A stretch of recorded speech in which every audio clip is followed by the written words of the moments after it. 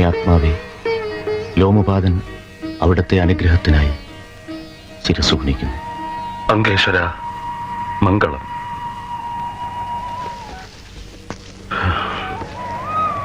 രാജ്യത്തിനും രാജ്യവാസികൾക്കും കുശലമല്ലേ എന്ന് ഞാൻ ചോദിക്കുന്നില്ല. അംഗരാജ്യത്തെ ശിക്ഷിച്ചത് മതിയായില്ല എന്ന് തോന്നുന്നു ദേവദേവനായ ഇന്ദ്രന്. വരണ്ട ഈ ഭൂമിയുടെ ചുടുനിശ്വാസം ഞാനും കേൾക്കുന്നുണ്ട്. ഇന്ദ്രപ്രീതിക്കായി ഞാനും പ്രാർത്ഥിക്കുന്നുണ്ട്. നല്ലത്.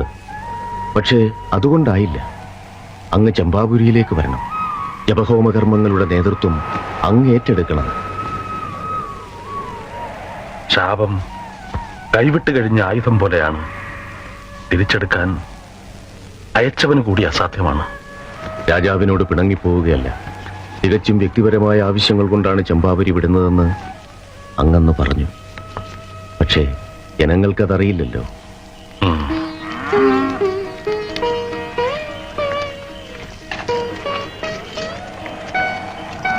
കൗശികി നദിക്ക് ഒരു കൈവഴി വെട്ടുന്ന കാര്യം മുമ്പൊരിക്കൽ അങ്ങ് ചിന്തിച്ചിരുന്നതല്ലേ? അത് വിദേഹരാജൻ ആശ്രിതനായി വിരുന്നു വന്നിരുന്ന കാലത്തല്ലേ. ഇപ്പോൾ ശപിക്കപ്പെട്ട നമ്മുടെ നാടിന് കുടിവെള്ളം കൊടുത്താൽ തനിക്കും ബ്രാഹ്മണശാപത്തിൽ ഒരു പങ്ക് കിട്ടുമെന്ന് ഭയപ്പെടുന്നു അത്രേ അദ്ദേഹം.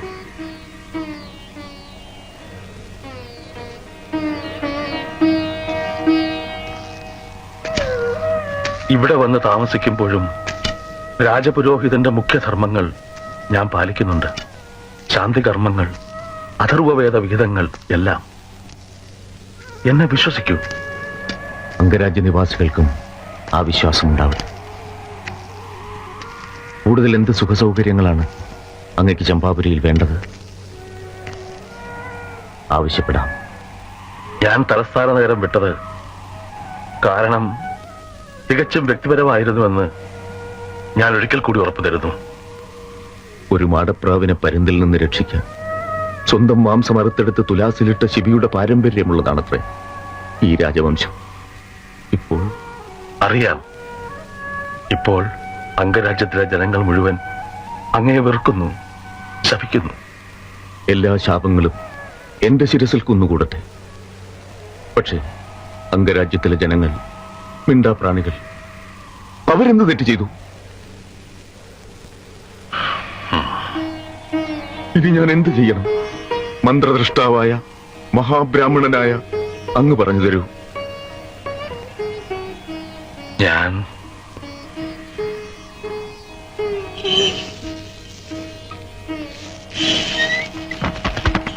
രാജപുരോഹിതൻ കൂടി രാജാവിനെ ഉപേക്ഷിച്ചു എന്ന് പറയുന്നത് നിർത്താനെങ്കിലും അങ്ങ് ചമ്പാപുരിയിലേക്ക് മടങ്ങി വരണം. അങ്ങയുടെ കാർമ്മികത്വത്തിലാണ് ഇനി യാഗം നടത്തുന്നതെന്നറിയുമ്പോൾ ജനങ്ങളൊന്ന് ആശ്വസിക്കും. അങ്ങ് വരണം.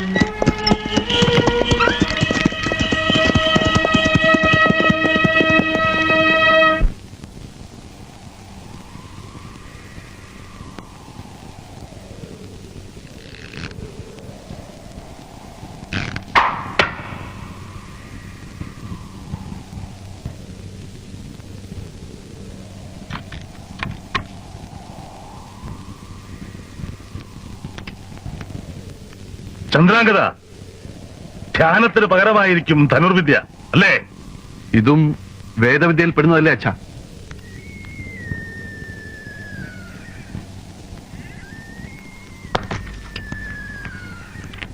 ഉപജീവനത്തിന് വഴിയില്ലാത്ത ദിവസങ്ങളാവും ഇനി അംഗരാജ്യത്തെ ബ്രാഹ്മണർക്ക്.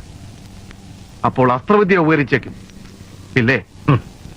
ചമ്പാപുരിയിലെ ദാസിത്തെരുവിൽ അലഞ്ഞു നടക്കുകയാണ് ഇപ്പോഴും നിന്റെ മനസ്സ്. അതുകൊണ്ടാണ് ഈ ജൽപ്പനങ്ങൾ. മഹാരാജാവ് ഉപദേശം തേടി വന്നതായിരിക്കും. യാത്രക്കൊരുങ്ങിക്കോളൂ, നമ്മൾ തിരിച്ചു പോകുന്നു.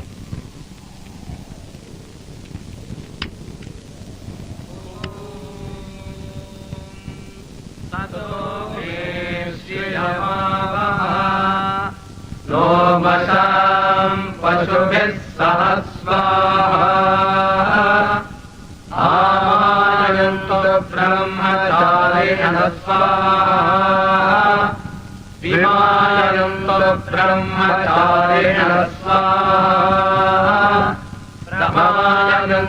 ब्रह्मचारिणः स्वाहा समायन्तु ब्रह्मचारिणः स्वाहा समायन्तु ब्रह्मचारिणः स्वाहा यशो जनेतानि स्वाहा श्रेयान्वस्यदोतानि स्वाहा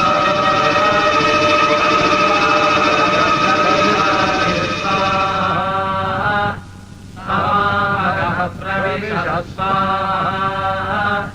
तस्मिन् सहस्रशाखे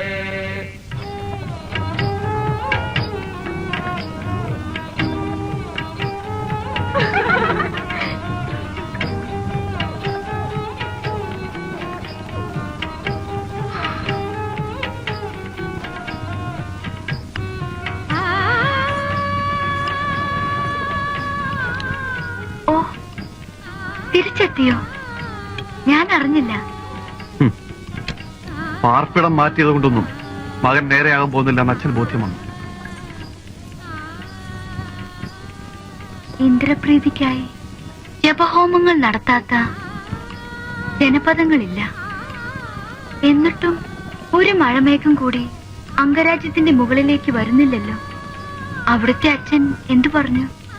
അദ്ദേഹത്തിന്റെ വകയായുള്ള ഹവിസും അഗ്നിയിൽ വീഴുന്നുണ്ട്. നടക്കട്ടെ. ശവങ്ങളുടെ ദുർഗന്ധം കുറയാൻ അകൽപ്പുക നല്ലതാണ്. നിൽക്കൂ, ഞാൻ പറഞ്ഞു കഴിഞ്ഞില്ല. ഈ പിൻവാതക്കൽ ഞാൻ ഇത്ര നേരം കാത്തുനിന്നത് തെറ്റ്. മുൻവാതിലൂടെ അകത്ത് വരാമായിരുന്നില്ലേ? മടിശീലയിൽ സ്വർണ്ണ നിഷ്കങ്ങളില്ല. അതുകൊണ്ട് വൈശാലിയുടെ അമ്മ എങ്ങനെ സ്വീകരിക്കുമെന്ന് പറയാൻ വയ്യല്ലോ. നാണയം എണ്ണി അനുഗ്രഹം കൊടുക്കുന്നതിൽ പുരോഹിതരും മോശക്കാരല്ല. വരണ്ടുണങ്ങാത്ത നാടുകൾ അംഗരാജ്യത്തിന് പുറത്തുണ്ട്. അതെനിക്കും അറിയാം. എന്റെ കൂടെ വരാൻ തയ്യാറാണോ? ഒളിച്ചോട്ടം എന്തുകൊണ്ട് പാടില്ല? ബ്രാഹ്മണകുമാരൻ കുലമഹിമ മറക്കുന്നു. ലേലം വിളിക്കാൻ ഒത്തുകൂടുന്ന വണിക്കുകളുടെ കൂട്ടത്തിൽ മത്സരിക്കാൻ ഞാനാളല്ല. വധുവായി മകളെ നൽകാൻ ഞാൻ അമ്മയോട് ആവശ്യപ്പെട്ടാലോ?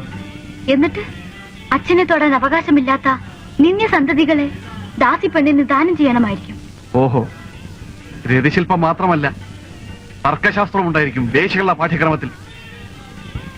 വണിക്കുകൾ പൊൻപണം കൊണ്ട് വാങ്ങാൻ ശ്രമിക്കുന്നത് നിങ്ങൾ ബ്രാഹ്മണർ അധികാരം കൊണ്ട് പിടിച്ചെടുക്കാൻ വരുന്നു. അത്രയുള്ളൂ വ്യത്യാസം. എല്ലാ ബ്രാഹ്മണരെ അടച്ചാക്ഷേപിക്കരുത്.